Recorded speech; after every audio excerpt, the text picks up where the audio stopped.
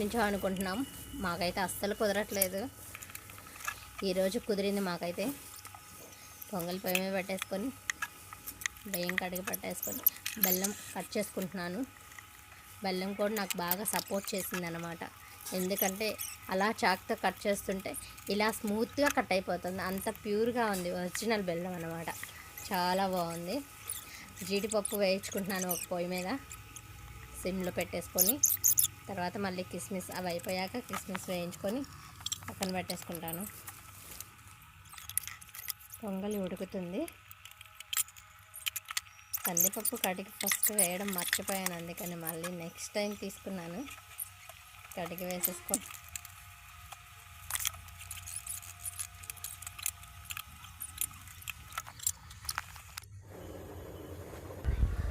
నేను త్వరగా చేసేసుకున్నానండి. ఎందుకంటే మా వారు 8 గంటలకల్లా